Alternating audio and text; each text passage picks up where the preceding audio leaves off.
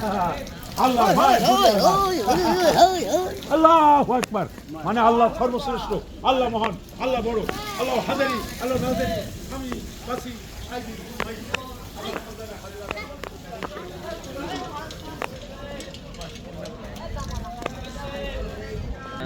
আসসালামু আলাইকুম রহমতুল্লাহ। দেশ ও দেশের বাইরে থেকে যারা দেখছেন, যারা ফুরফুরাতে আসেন, তাদের জন্য বিশেষ গুরুত্বপূর্ণ একটি মেসেজ দিতে চাই।